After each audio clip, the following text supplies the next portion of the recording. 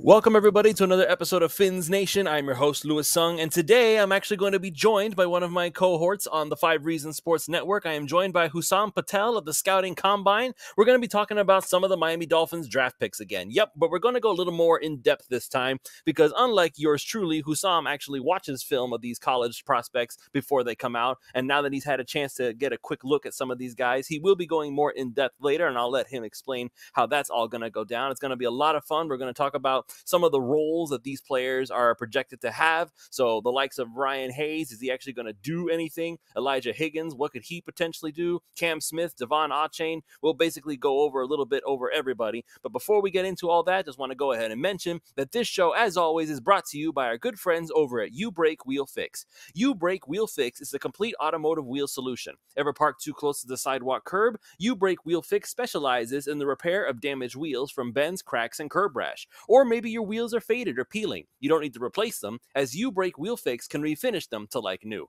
Offering complete refinish options through powder coating, machining, and polishing, U-Brake Wheel Fix is the answer to all of your wheel needs. And if you're just looking to give your ride a new look, U-Brake Wheel Fix also offers many car customizing options, such as new custom wheels and tires from your favorite brands, performance upgrades, window tinting, and suspension modifications. Located just south of Aventura, you can reach Mark and his staff at 305-748-0112 or online at ubrakewheelfix.com. They are really active on all social media platforms at ubrakewheelfix, so shoot them a DM on Instagram, Facebook, or Twitter and get an estimate in just minutes. So don't delay, go to ubrakewheelfix and start customizing your ride to show off your Dolphins fandom today. And this show is also brought to you by prizepicks.com. Prizepicks.com is a revolutionary fantasy platform where you can now pick up to 6 different players across professional sports leagues. Whether that's the NFL, the NBA, the MLB, one of each, it's up to you to decide. Just choose whether your chosen player will get more or less than their projected stat. They give you free squares sometimes, they give you special Taco Tuesday discounts, and today happens to be Flex Friday, ladies and gentlemen, which means that you have the opportunity to either get your money back if you lose, or you can multiply the amount of money you can normally win if you happen to get all 6 guys right. So there's a lot of money on the plate there. So with offers like that, it's hard to justify not signing up if you are any kind of a fantasy sports fan. So use the promo code 5, that's FIVE, and they will match up to $100 on your initial deposit when you sign up. Again, that's promo code 5, spell that out, FIVE. Go to prizepicks.com, deposit your $100, and let PrizePicks give you $100 of their own dollars for you to play with and get started winning today.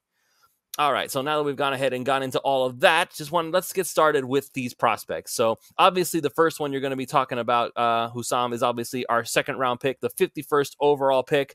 So obviously I talked about this previously on my show before when they signed Cam Smith, or they drafted Cam Smith rather, I was not a fan of the move. I was looking at it from the perspective of Miami could have had an offensive lineman, Miami could have had a tight end, Miami could have gotten a different kind of luxury pick and maybe gotten the likes of a Jonathan Mingo. They could have had so many different options, and instead they went with the one option that it felt like they didn't need any more pieces at this particular position. They went with a cornerback. And in my mind, I was thinking to myself, you already have Jalen Ramsey. You already have Xavier Howard. You already have Nick Needham, or supposedly we're going to have Nick Needham. We'll see what that Achilles does.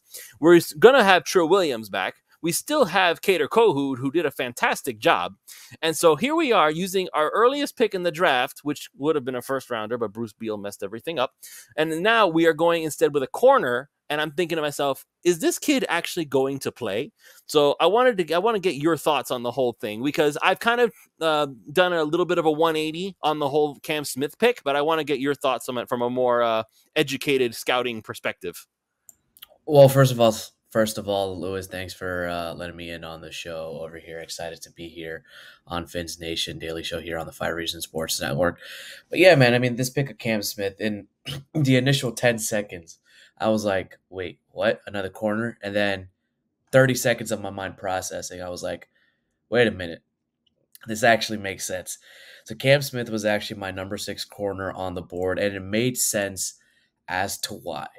I mean, in an AFC and in a conference such as the AFC with high-flying offenses in the Buffalo Bills, Kansas City Chiefs, Cincinnati Bengals, Baltimore Ravens, Los Angeles Chargers, some might even say the New York Jets, building a defense to stop these offenses and, give the Dolphins offense the ball back is the key. We saw that, last year, the Mike McDaniel led offense with Tua at the helm could score, and they could score effectively and efficiently, but the defense couldn't necessarily get a stop against the pass. And Cam Smith basically helps with that. Now, Dolphins were absolutely obliterated with their defensive back and quarterback strength, not strength, depth last year. Byron Jones did not play a single snap. Xavier Howard had a nagging groin injury. Brandon Jones, he left the season with a torn ACL. Nick Needham, he had a torn Achilles. And you basically had an undrafted guy in Cater Coe who's sometimes playing, quarterback one. You had Justin Patel. You also had, Javon Holland playing single high all the time and absolutely stressing him the heck out.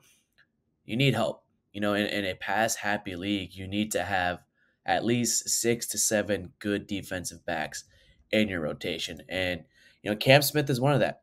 He was on the Chuck Bednarik Award 2022 watch list, second team all SEC. He was also, an All America honorable mention by PFF. And, as a senior in 2022 with the Gamecocks in 11 games, he logged 20 tackles, 4 assists, 4 stops, 6 pass breakups, a couple interceptions, and he played 591 snaps, almost 600 snaps. I think he'll be playing almost the same amount of snaps he did in his senior year, might be even more, considering how Vic Fangio wants to use his defensive backs and specific coverages that he's specifically making for the Dolphins. But let's talk a little bit about his strengths, right? I talked to Cam Smith a little bit earlier on during the presser, and I talked to him specifically about his back pedal, and he mentions that he's very confident on this, and it really helps in the short area field where Miami struggled to tackle a lot of these wide receivers and running back. So he's able to tackle and even break up plays, and even though he's 6'1", almost 190 pounds, he looks slim. The dude can pack a mean punch. He is a very, very aggressive tackler. He's also really fast. He managed to run with the fastest wideout in the nation last year, which was Tennessee's Jalen Hyatt, who got drafted by the New York Giants. He only allowed 65 yards on the day. No touchdowns, nothing. And Jalen Hyatt was the guy that burned Alabama for 4 deep touchdowns. He has the length. He's 6'1". His wingspan is phenomenal. And he was projected as a second-round pick. His speed is 4.43. He's got a good wingspan. And unlike Noah Benogany, he really knows how to play the ball really, really well. However, I will say he's got a little bit of shades of Xavier Howard to him. He's very aggressive as a young defensive back. He just needs to learn a little bit more technicalities to the game. And learning from Jalen Ramsey and Xavier Howard overall should help his development to possibly become their next cornerback one. So it also doesn't hurt that he's good friends with Chris Greer's son, who was giving him insider information this is basically insider trading for the NFL. I'm surprised the NFL did not come and say, hey, you know what? You had insider information from your son in college. We're going to go ahead and strip another first-round pick for next year because you knew him too well. It's like, you had him over for dinner. That's against the rules. I don't know if that's necessarily against the rules, if it's an unofficial or official. Listen, man, they'll find a way. The NFL will find a way to punish. They'll definitely find a way. But one more thing about Cam Smith, he's super versatile. He's played the slot. He's played the star position. He's played cornerback one. He's played a little bit of safety. He helps out in the run game. The only thing, the knock I will have him is his frame. He looks a little bit light. It can result in a little bit of injury risk, and he's not necessarily somebody you want to play press man every single time just because of how aggressive he is. I mean, he fits the zone scheme that Vic Fangio is going to be doing, and I think they'll mix in a little bit of press man for him, a little bit of zone, a little bit of slot, a little bit of out wide work as well. Well, that's not a bad thing. Now, the role that we kind of envisioned for him, and this is kind of speculation based on what we're getting an idea with Jalen Ramsey, is that basically Cam Smith is going to be the boundary guy in a way, because it's not going to be Ramsey most of the time. I think what we're expecting to see at this point is Ramsey's going to do what he did with the Rams, and he's just going to roam around the field causing chaos, which means that your true boundary is going to be Cam Smith and Xavier Howard. It also means if Nick Needham is up to health, he's plays boundary a lot as well. And it really depends on how Vic Fangio wants to play with this because all in all, Jalen Ramsey can play freaking safety for all we know, and we can have Javon Holland be in the slot, or we can have Javon Holland play on the boundary as well. I wouldn't necessarily put a specific position to marker in Cam Smith because this entire secondary, even Cam Smith, Javon Holland, Brandon Jones, Xavier Howard, Nick Needham, Jalen Ramsey, they all can play multiple defensive back spots. So we may get another kind of an amoeba defense, not quite the same one we saw with New England, but kind of very similar in the sense that you don't know who's going to be where at any given moment. Right, exactly. That's All my right. prediction for this Fangio defense. Alrighty, so let's go ahead and do the Devon Achane thing. So Devon Achane, he's the superstar, speedy running back who Mike McDaniel was drooling over from the very beginning, and it's kind of surprising that he was even available in round 3, and I don't think even McDaniel was expecting him to be available in round 3. It's kind of funny watching the difference in the reactions. When the Dolphins drafted Cam Smith, Mike McDaniel was just sitting in the backfield in the back of the room, just sitting on his phone, being like, "Okay, yeah, you drafted a corner, okay." And then Devon Achane gets drafted, and he's like, "Yes!" And you see the fist pumping, and he's so excited. He's, "Oh my god, we got my running back." You can obviously tell in a very similar vein to Adam Gase, kinda, he doesn't care about the defense. He just doesn't. He's like, that's why he hired Vic Fangio, I guess. It's like, listen, man, you're gonna run the defense. You are the head coach of the defense. I'm not gonna touch it. You do your thing. I'm gonna go take care of my offense. So now Devon Achane, who some people were saying he is the fastest player in the NFL draft this year. I don't know if is that actually true. I'm not so sure. I'll have to look back. I think it might have been Jalen Hyatt instead of Devon Achane. But with Devon Achane, if you just list some of his honors and awards, like I'll go ahead and tally it off. 2022 All SEC First Team Running Back, All SEC First Team All Purpose Player, AP All SEC Second Team Running Back, Phil Steele First Team SEC Running Back, number 3 indoor and 60 meters for track and field for Texas A&M, all-time top 12 performer list, number 4 in outdoor 200 meter, number 9 in outdoor 100 meter. He was an honorable mention in the 100 meters for the NCAA track and field, first team All-American 4x100, second team All-American 100 meter, second team All-American 200 meter. This guy is freaking fast, dude. Like, he is close to Tyreek Hill level of fast, which makes me think Tyreek Hill used to be a running back at Oklahoma State. And when he was in Kansas City, they utilized him as a running back, then shifted him to become a wide receiver. Now, Devon Achane made Bruce Feldman's freak list. He was ranked number 35. And Bruce Feldman from The Athletic, really, really good in scouting and writes this, well before the college football season even starts, basically stated that Achane was arguably the fastest man in college football. He was 5'9", 185 pounds, big-time track credentials. And now we're hearing that he's actually already put on more weight since then. So he's like at 196 at this point? He's like 195, 196, put on some more muscles. That's what NFL offseason training will do to you. You'll put on more muscle. He's shown dazzling speed. If you take a look at some of his kick returns, 96 yards against Alabama. He had a robust 33.4 yards per return in the 2021 season. But he's not only about speed. He's got really, really good vision. He identifies running lanes. He explodes through them. He has the patience to wait until a hole opens up. He doesn't overrun his blockers. And even though because of his size, he's more solid, like he's more chunky. Not chunky, like he's stout with his lower body. And, he's more solid than you would expect for him to run in between the tackles. He drops his shoulders, keeps moving forward. He has soft hands. He's a really, really good wide receiver out of the backfield.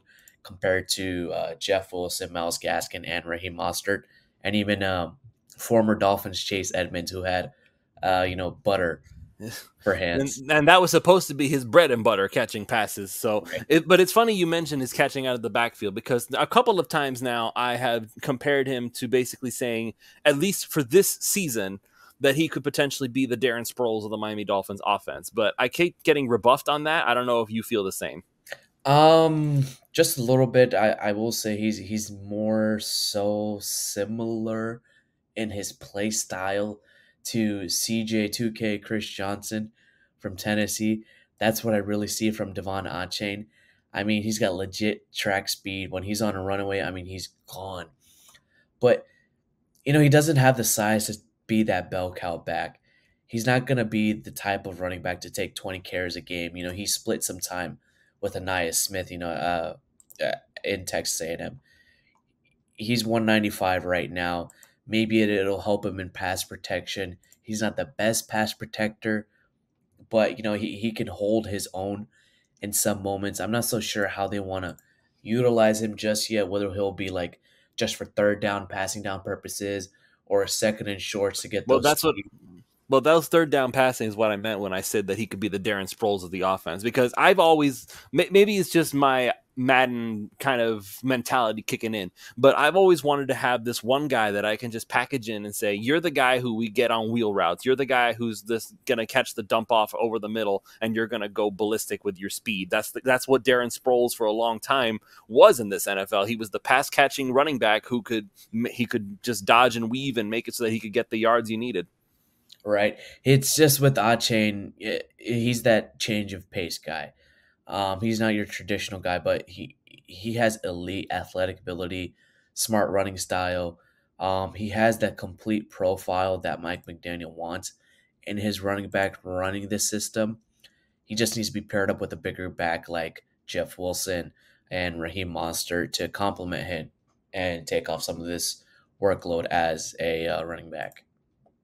All right. So next up, Elijah Higgins, who is, when he was announced as a tight end, not a wide receiver. So we're playing this game again. So Elijah Higgins is going to be converted into a tight end. He's the funny thing that I noticed is that when I looked him up, because I had no idea who he was, he's got the same height as Sam Laporta, and the only difference between them is he's about 10 pounds lighter. So I figured that is not going to be too hard for him to put on if they decide they want him to do that. So what are your thoughts on how much of Elijah Higgins are we actually going to see? Because I did see on OnlyFins, which, by the way, it's only $3 a month for anybody who wants some real good Dolphins talk out there. Some people were saying that he's already available to be drafted in some fantasy leagues. And I'm thinking to myself, we don't even know if this kid's going to play. So why are we already looking at this as a potential draft pick in fantasy? I'm not so sure, but I think some of his draft value was diminished because of the offense he played in at Stanford.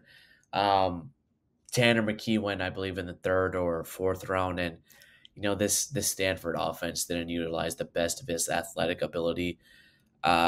He runs really good routes, much better than Mike Gesicki. He gets out of his breaks really well, can create some separation, but that really isn't his strong suit. He gets off the line really well. He primarily played a big slot role. Think of Higgins as basically a bigger, muscled up Trent Sherfield. That's what I expect from him in his role in this offense a couple years down the line. He just needs to learn the position of the big slot and tight ends. He has strong hands, extremely competitive. He's versatile. He can line up out wide. He can line up in the slot. And he's like a lighter wide receiver blocking. I mean, you put him in line as a tight end, he can block like a wide receiver that has had some experience playing. So Trent Sherfield. Basically like a souped up Trent Sherfield. I mean, he's made plays all over the field. He's not necessarily a burner. He doesn't have the twitch to create that separation, but he's a muscled up receiver in the passing game. You need him to get up and get it, he'll get it for you. You need him to outmuscle defensive backs or linebackers, he'll be that guy. But one thing that's interesting for Elijah Higgins, I took a look at some of his measurables. A lot of his numbers are very similar to George Kittle. Now, I went ahead on my Twitter. You guys can follow me on Twitter at Hussam Patel and find me at 5 Reasons Sports. His numbers were pretty much in line with George Kittle in the broad jump, 40 time, 10-yard split, 3-cone shuttle, and vertical. Uh, I mean, that's pretty dang good. He's like maybe like 0.25 inches off from the arm length. He's like maybe 10 pounds lighter than what George Kittle was And coming Sam out of Laporta, Iowa. just to give another Iowa, Sam Yeah, Laporta, 10 pounds yeah, lighter. and like 1.5 inches shorter than George Kittle as well. One thing that really interested me was that tight end coach John Embry was actually put on George Kittle tape with Elijah Higgins, and Higgins said in the presser that, yeah, we've been watching a lot of George Kittle tape. Obviously, him and Embry were there with the 49ers. I'm going to watch the guys here in the system that we run. I'm going to watch George Kittle, see how they do it, and emulate that. I mean, everybody who talked to Elijah Higgins, the 28 out of the 32 NFL teams, wanted to convert him into tight end. I think it's going to be a good, nice development to see how Elijah Higgins does. We didn't see much of Tanner Connor last year, where the Dolphins were trying to convert to tight end. And And that's the still thing. are. How does he Yeah. fit in right now? Does Tanner Connor just get replaced by Elijah Higgins, or does Tanner Connor actually put up a fight in training camp? So It really depends on how practice and training camp does. It's the fact that Elijah Higgins is actually a draft prospect, was drafted in the 6th round. He probably gets more, not seniority is not the right word, but um, more leeway in his projection. all right, that's fair. And so now we'll go to our own version of Mr. Irrelevant here, Ryan Hayes, the offensive tackle out of Michigan. And I got to be honest, I understand he's got a pedigree. His parents were both sportsniks in school, but I'm just looking at this and thinking to myself, this can't be the Dolphins' overall plan, right? This can't be the guy that they're going to say you're the guy we're counting on to fix this offensive line. In fact, I'm honestly convinced at this point the Dolphins don't feel like they need to fix the offensive line. I'm still crossing my fingers, and I still believe that Cameron Fleming will eventually show up in Miami. I'm trying to convince myself that he will still show up in Miami. But nevertheless, Ryan Hayes, I don't know. He just doesn't do it for me. The Dolphins already cut the only guy that I thought could have been interesting, Jared Horst. So, oh well, so much for that plan. So, you have anything on Ryan Hayes, or are we just gonna okay, 7th round pick, don't care, moving on? Just a little bit. He's not the Dolphins' future left tackle at all. He's 6'6", great for height, but he's like less than 300 pounds, which is bad for his weight class. Super light. He can be pushed around, especially playing left tackle in this league, which I think Miami will try to convert him possibly to left guard, maybe right guard as well, but I think more so left guard. See how he does alongside Teron Armstead in the run game. I mean, he plays with a really mean, nasty streak as a guard. I would say maybe 2 to 3 points below Richie Incognito level. I know, Lewis, you love Richie. I mean, I love Richie as a blocker. He's as a human being, he's got some Yeah, work to as do. as a But blocker, but he's here's the like a thing. couple points below him. That's what I thought Jared Horst was. Right, And right. so you're saying now that Ryan Hayes has those same traits? Just for run blocking.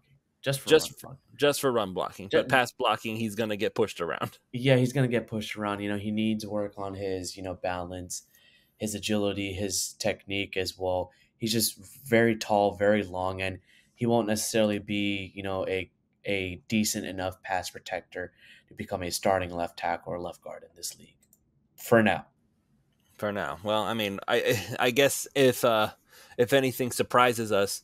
Like they cut all of the guys that we thought could have been interesting, and the Packers actually claimed DJ Shafe. So you kind of have to wonder, did the Dolphins make a mistake if the Packers were willing to put in a claim for him? Basically, anything the Packers do with offensive line, if you see that they like a guy, you should probably go get him.